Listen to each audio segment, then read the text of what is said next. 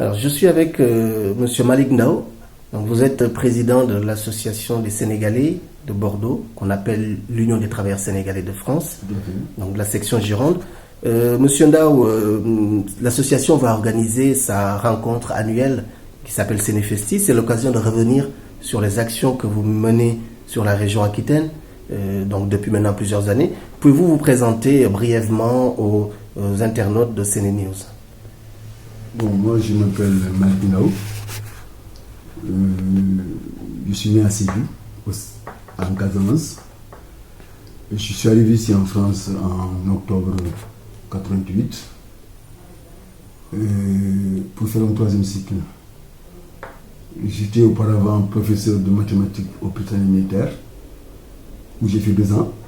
C'est après que j'ai fait une formation d'instructeur d'enseignement. Et quand j'ai terminé, ça ne m'a pas trop intéressé parce que je me sentais plus utile dans une classe que dans une instruction. Et fort de cela, j'ai été affecté comme professeur de mathématiques à l'ENEP de Louga et au lycée Malick Sall. Et c'est de là que je suis venu ici à Bordeaux pour faire un troisième cycle. Et puis, comme j'étais enseignant, j'ai demandé à enseigner ici au rectorat. On m'a pris comme maître auxiliaire. Et c'est par la suite que je me suis dit, bon, pourquoi ne pas demander la nationalité française et passer le CAPES pour être titularisé. Donc c'est ce qui a été le cas. J'ai eu la nationalité française en 1997. J'ai enchaîné avec le CAPES la même année, ça a marché, du coup je suis titulaire. Et j'enseigne actuellement les mathématiques au collège du Petit à Blanquefort. J'ai adhéré dans l'association, je crois, en 99-98. J'ai fait 2 ans de vice-présidence. Et c'est en 2003 que j'ai été propulsé à la tête de cette association comme président. Bon, il faut dire que l'association est une association loi 1901 qui a 40 ans d'existence cette année, forte de 1150 membres, et qui est une espèce de Sénégal en miniature en Gironde. Puisque toutes les ethnies qui ont pignon sur rue au Sénégal, depuis les Wolof jusqu'aux Sérères, en passant par les Toucouleurs, les Peuls, les Diola, les Mandingues, les Balantes, les Majak, tout ce beau monde est à sa place et travaille en parfaite symbiose, sans distinction de religion, ni de confrérie et encore moins de couleur politique. Et ça, c'est très important ici. L'association s'est fixée comme objectif général de défendre les intérêts matériels et moraux de tous les ressortissants sénégalais en France, qu'ils soient membres ou non de l'association, mais aussi de contribuer à la collaboration entre tous les travailleurs sans distinction de nationalité. Voilà pour l'objectif général. Mais à côté, il y a des objectifs spécifiques, tels que l'intégration des femmes et des jeunes par le travail, par l'information, par l'éducation et la formation. Et il y a une commission qui est chargée de mettre en œuvre cet objectif, et c'est la commission femmes, qui est riche d'une trentaine de membres et qui prépare chaque année la journée de la femme africaine, qui a lieu tous les ans à Lormont.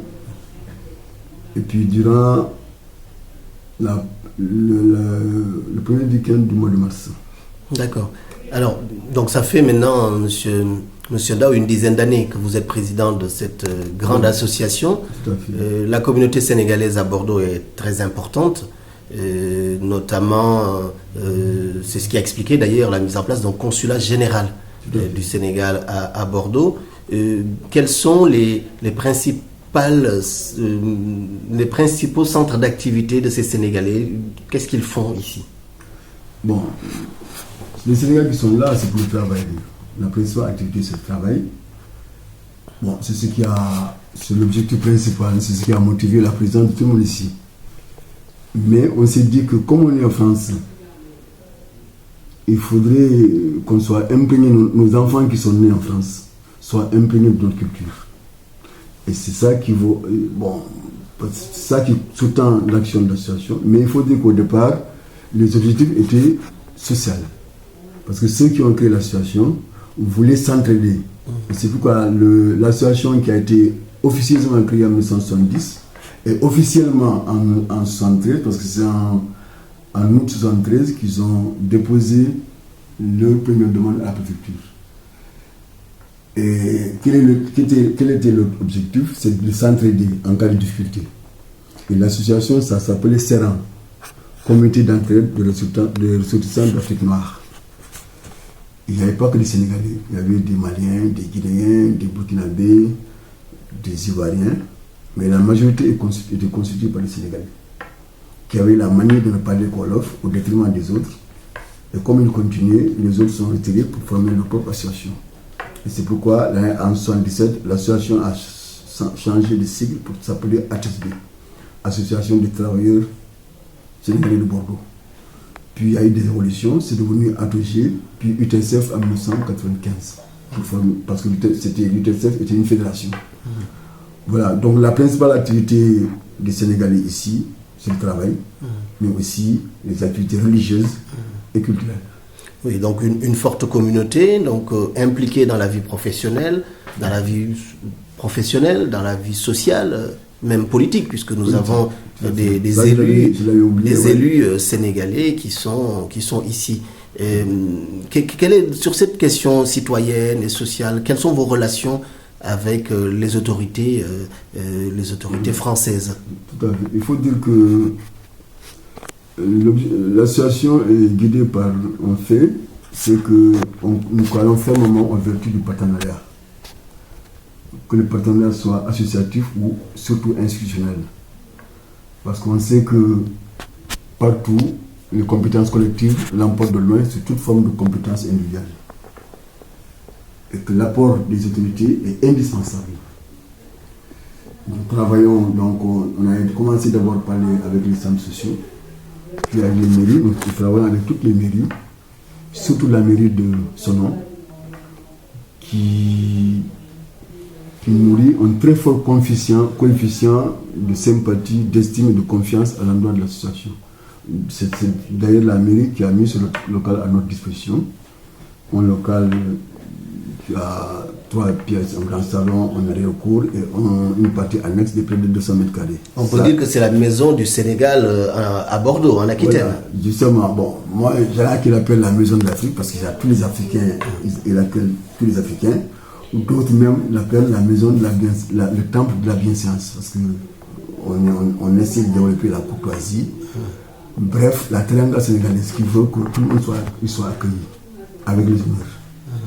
Voilà. Donc nous travaillons avec toutes les mairies, la mairie de Sonon, la mairie de Lormont, la mairie de La Teste, la mairie de Le Tour, la mairie de Bordeaux, etc. Alors justement, au-delà des relations avec les autorités françaises, vous l'avez dit tout à l'heure, il y a un consulat général du Sénégal qui est à Bordeaux. Quelles sont les relations que vous avez avec ce consulat général et quels sont les problèmes, en tout cas auxquels les Sénégalais sont confrontés?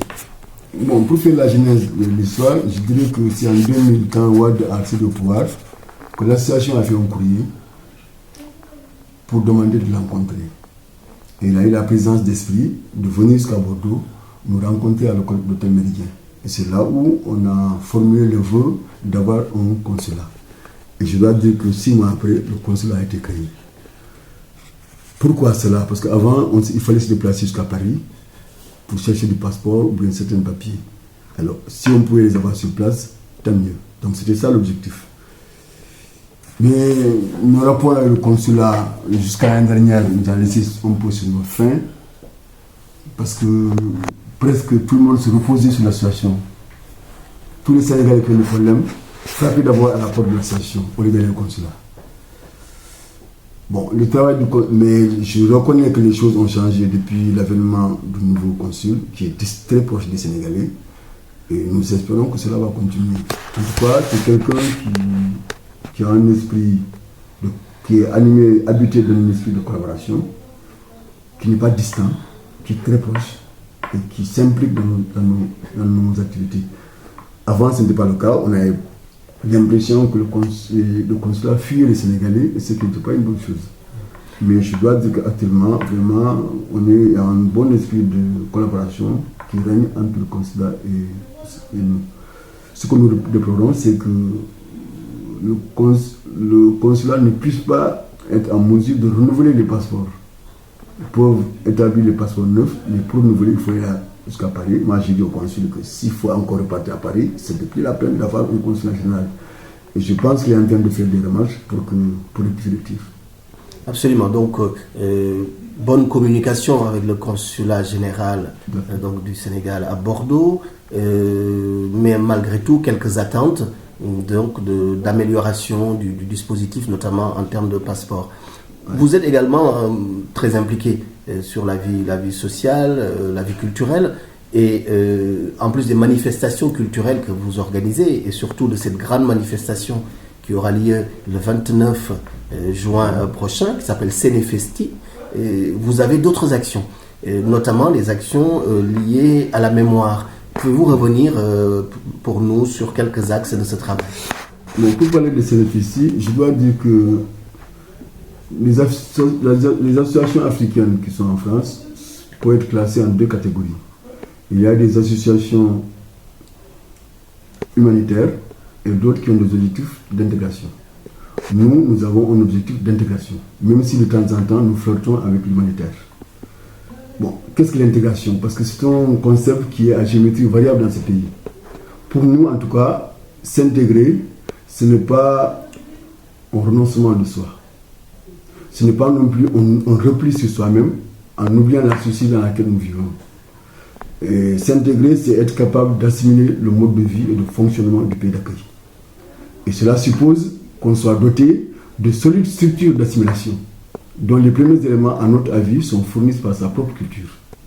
D'où la nécessité de nous enraciner dans nos valeurs pour avoir cette force mentale, cognitive, psychologique, peut-être physique aussi, de s'ouvrir à d'autres pour nous enrichir de leur expérience indispensable. D'où la devise actuelle de l'association, équilibre entre enracinement et ouverture. Il faut dire qu'avant, on ne faisait que des journées culturelles qui ont l'inconvénient de ne satisfaire que le seul volet enracinement. C'est pourquoi Sénéfesti a été créé en 2001 pour compléter ce volet enracinement, afin qu'il y ait équilibre entre enracinement et ouverture. Bon, donc Sénéfesti, le mot Sénéfesti vient de la contraction du mot Sénégal et du mot festival. Nous voulons que ce soit un espace d'échange, de partage, de mieux vivre ensemble, bref, de dialogue de culture. Voilà, c'est ce qui vaut. Donc, on essaie de varier nos activités. Il y a les Africains, ils trouvent le compte, les Maghrébins, ils trouvent le compte, les Français aussi. Oui, c'est ça la particularité de cette manifestation, c'est qu'il y a une grande diversité de populations qui sont invitées à s'exprimer sur scène, à valoriser leur art, leur culture. Donc ça, c'est quelque chose qui est très remarqué. J'aimerais que vous reveniez sur les actions mémorielles que vous faites. Voilà, la mémoire, bon, pour la mémoire, c'est-à-dire que très tôt, on a eu un objectif qui est relatif au travail de mémoire sur les faits qui ont marqué l'histoire entre les pays africains d'une part et les pays d'accueil que la France d'autre part.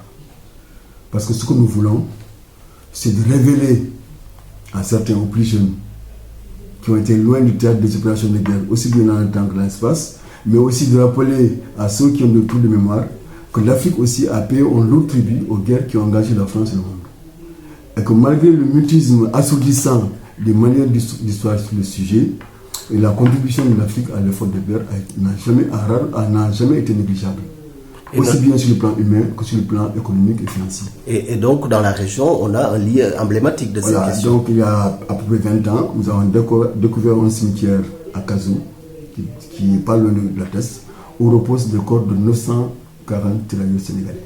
Et donc, vous organisez... Nous organisons un recueillement. Et maintenant, c'est devenu vraiment officiel. Toutes les autorités nous accompagnent. Ce que nous regrettons, c'est que chaque fois on adresse un courrier au Sénégal pour qu'un membre du gouvernement vienne se rendre compte de la situation. Mais jusqu'à présent, on n'est pas arrivé à nos fins. Bon, il y a 12 ans, on a parlé du partenariat. On a noué un partenariat avec une association qui s'appelle MC.